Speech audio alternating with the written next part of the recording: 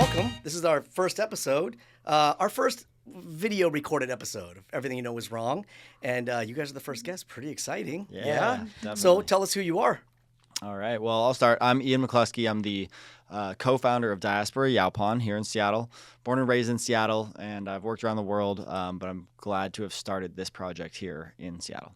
And I'm Dorian Long, second co-founder of Diaspora Yaupon, from the East Coast, Vermont area, but I've been out in Seattle long enough where I should just say that I'm from here. Yeah, this is home. Exactly, yeah. I told you my roommate from college is from Vermont, right? Yes. And so that was my first introduction into you people, right? Very much like Seattle, very much Seattle-based, very much like us, very big recyclers, right? Yes. But every few years we try to get together for somehow, and so we'll go like, yeah, let's go to Vegas, or like, oh, let's meet up in LA, somewhere where there's stuff to do. Every year he's like, I'm just putting it out there, Brattleboro, Vermont.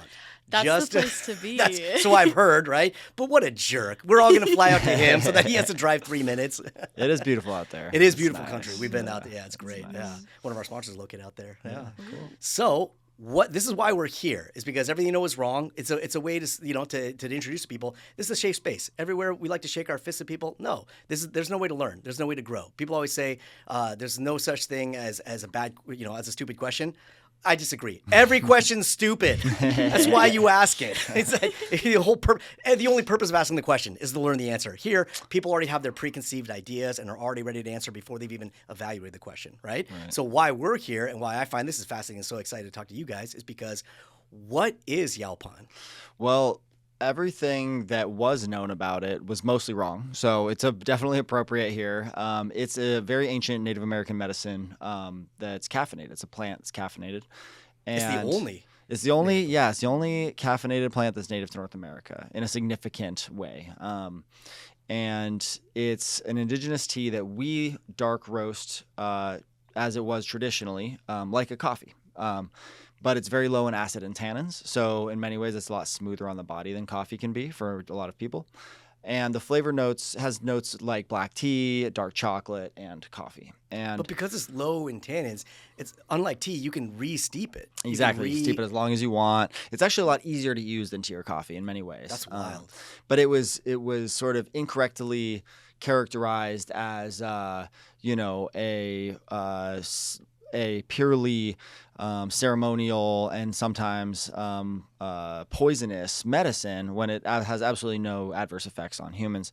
And this is a case for many Native American medicines and just plants and foods in general that were very much relegated in the past, and recently, over recent years, have had just sort of a resurgence in popularity. And so Yaupon is part of that tradition. Resurgence. Yeah. Isn't that crazy that certain things just get miscategorized 400 years ago, and then there it is, and now it's this, right? Exactly. So do you know this? I found this fascinating. The botanical name was because some British botanist called it Ilex vomitoria because they saw a sacred ritual and they saw them drinking a whole bunch of it and then vomiting. It's not an emetic, but the berries can be, right? Yes. And they probably ceremonially did that for those purposes, and he took that as like every time you drink this stuff, it's well. Then there's some interesting theories around there because it already had multiple scientific names before that name was given. So it was called Ilex floridensis, Ilex carolinensis, and it was about 100 years after those names were given when this botanist who had very close connections with the Crown and the East India Trading Company came in and pushed this name through into the Royal Botanical Society in England. And so it seems very unlikely that was not intentional. Oh, correct. to devalue it. Right, Interesting. exactly. It's competition. Yes. That's a good point. Why do we not know what Yaupon is? Why does nobody talk about it? Why do we never see it? Just like many Native American medicines, it's been relegated and devalued compared to traditional European or traditional Eastern medicines that were established, in the global dominant culture before colonization of the Americas. And so anything that was, considered savage was looked down upon. And so only recently in recent years, and there's always been, niche uses, and there's communities in the South that have been using not just Yaupon, but all of these Native American remedies and foods. But post-colonial, or even during colonial times, it was massively exported to England and Europe, wasn't it? It was starting to be, and then it was pretty quickly shut down. During the Revolutionary War, it was drank throughout the colonies as an alternative to tea. And it was a threat. It was a threat. Exactly. Yeah. And I think during the war, during the Civil War, that was kind of when it reached its peak. But after the Civil War, when the South lost, everything Southern, all these Southern habits were very much again, looked down upon, right? Yeah. And stigmatized. It Yeah. was looked at as related to poverty or backwardsness. And so it very much fell out of the mainstream. And there are cultures, again, or communities throughout the South that have been drinking and brewing it ever since. Yeah. Why did it disappear? Well, and I don't want to gloss over the main reason. So the core for the particular history of Yaupon is that when the Europeans that were trading it, they were buying it from the Native Americans. So this is like the Cherokee, Choctaw, Timucua tribes of the Southeast. They were the ones that were still cultivating it, farming it, roasting it, harvesting it. So they had the direct access. Right. But the U.S. government pretty quickly, during the 1700s and 1800s, exterminated and or moved all of those people to Oklahoma, which is what we call the Trail of Tears, or they call the Great Displacement. And the plant doesn't grow there. And so there was it's as if all of the tea farmers in China had been essentially genocided. We wouldn't have as strong of a tea culture as we do today. Right. And also over the generations of just being posted up in Oklahoma on these reservations, your grandmother was the one that knew how to prepare and make these things. Right. Suddenly that generation's gone, and somebody has a vague memory, becomes a vague memory, becomes a vague memory. Yeah. Oh. And there are still practices. So on the reservations in Oklahoma, there are still practices with Yaupon. Ceremonially? Generally, yes. And that's because, they don't have easy access to it. It doesn't grow there. So they have to bring it in from relatives out east or down south. Right. But the leading producer today is a Chickasaw woman. So it is an indigenous-led industry. And that is she's our main supplier. Cat Spring Yaupon is her company. And that's really important to us that this remains an indigenous-led industry and market. Yeah. And so Yaupon is how I've always heard it or know it. But we go to conventions and we go to these environments where there's a lot of developers and growers and companies, and they always say Yaupon. Yep. And so I was always like, am I saying it wrong? Am I I don't want to offend any Native American cultures that are like, why do you call it like that, hillbilly? I don't know. Yeah, it's a Southern accent thing. I think it is the Southern thing. Yeah, okay, we have the Western drawl out here with the Yaupon. Down there they got the Yaupon. Yeah. My family's from North Carolina, or we're all from Mora, but my family's in North Carolina. And so the big thing is after church, when I was visiting them, you go to have barbecue, right? So it's you wear your Sunday best and everyone looks amazing, right? And so I'm excited, right? Because I'm predominantly vegetarian. So when I get to have meat, I'm like, I want the good stuff. I want the local stuff, right? And so my family takes me there, and I'm just sitting there looking. I love Southern food. I love grits. I love cornbread. I love collard greens, right? And so I'm looking at these plates of barbecue, and so I'm like, what is this, sir? And he's like, it's barbecue, son. And I was like, I'm aware. I was like, I'm not trying to sound like a Yankee Doodle here, like a Northwest, clown, but like, is it pork? Is it like, because Memphis has their barbecue, Kansas City has theirs, Texas has theirs. I want to know, is North Carolina barbecue different? Is it sweeter? Is it with the coleslaw? Because that's always I've seen it. What is North Carolina barbecue? So that's what I would try to so I just very politely tried to be like, gave him that spiel, what we're thinking. And he just stared at me and was like, again, son, this is barbecue. Would you like some or not? I was like, yes, plenty, please. I'm sorry. Sorry to interrupt. Just give me all this barbecue. I'll take it, right? Yeah. How did you guys get interested or involved, or how did it come by you? Because it came to me from going to events, right, and seeing it. And so I've been doing this for 35 years. I've been going to National Products Expo West, which has like 80, 90,000 people a year now, right?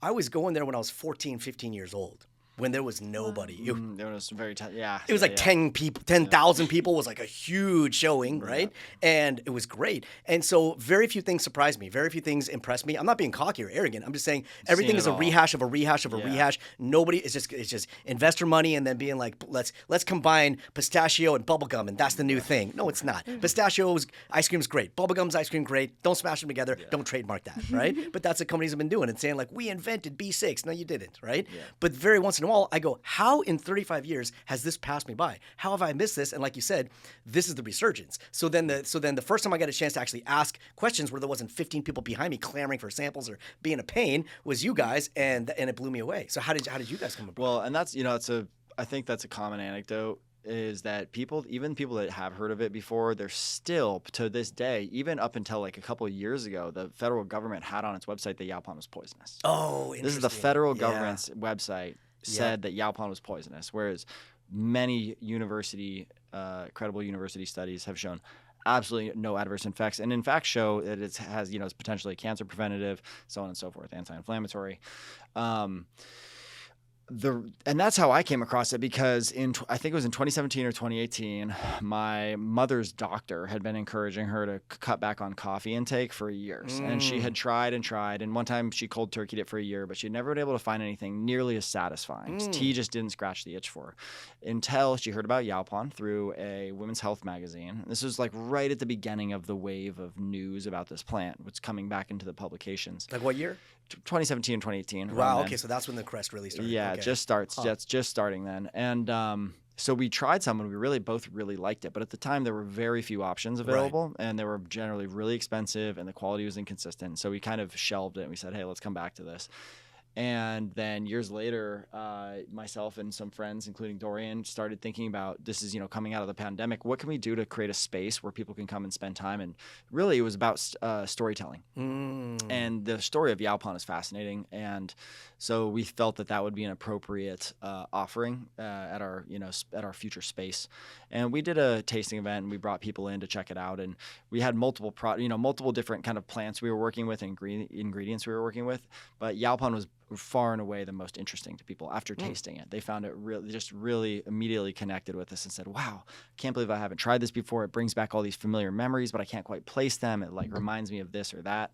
And that's something that to this day, we get that a lot. So it feels like there is this sort of subcurrent of, where people can connect to this. This is what I find impressive, is that you guys put it out there. You were like, hey, what do you think? Here's this thing. What do you think? To get that response from people, which is always that home feel of, this reminds me of something. That's always a powerful notion. And people had a lot of questions, and continue to have a lot of questions. Yeah. And it's most of what we've done for the last 2 years is education. Was your mom cutting back for health reasons? For health reasons. Her doctor had been for years telling her to cut back. Yes. And that's interesting. It's a nice thing to kind of close this bit on, because coffee's so addictive. It is. And it's hard to It's very strong. It's very strong. And people get locked in. Yeah. For 30 years, I've had people come to me saying, every time I try to get off of it, things go haywire. Yeah. So then you feel like, well, maybe it's better if I just don't. Right. Like, because this has been worse. That's a hard situation to be in. Yeah. Well, we covered a lot of ground. There's so much more to talk about. Yes. I guess, let's just wrap up this section. Let's do it again. How's that sound? Yeah, absolutely. Well, if people are interested in the topic, as they should be, and are would love to try it, as they should. We're on a little bit of a time crunch, unfortunately, because you guys are actually expanding, which we'll talk about later, into a bigger, more exciting environment. But in the meantime, if you're in the Seattle area, go to the Fremont Farmers Market and go check you guys out and try the Yaupon for yourselves. Yep. Say hi, introduce yourselves, get to know more, and what's going on in the future. Very big, exciting things that we'll talk about soon. But more importantly, is say that you saw this. Say that you saw this episode. Say that you're a fan. Even if you're lying, that's fine. We'll take it, right? And so anyone that buys a small Yaupon from you guys at the farmers market gets a large for free. Yeah, this South Lake Union Saturday Market, the Seafair Powwow coming up in a few weeks in July, and the Lake City Summerfest as well. Those are the last three events we'll be doing. Okay, perfect. Well, yeah. So we'll put all those things on the website and plugs to you guys so everyone can check you out and message you. And also, if people are digging what you guys are doing, you guys have a email, the drum, right? Yes. Yeah. Have people sign up, join the drum, and then as new things. And if you would like to buy products in the future, which are going to be released pretty soon, they can reach out to you guys, right? diasporaseattle.com. diasporaseattle.com. And if they want to support the channel just like you guys and just happen to like what you're doing and feel like this is important, then donate some money and get one of these. A Diaspora cup. I've got one. I use this, nonstop. I love my weekend stuff. Non-toxic. Non-toxic. I bring it everywhere. Tell them what it is. Yeah, it's a non-toxic reusable cup made from natural materials, and it's biodegradable, long-term biodegradable. Yeah, sustainability. It's going to outlast me. It's going to be buried with me. It's just we're all going to dissipate into the earth together. Thank you, guys. Let's do it again.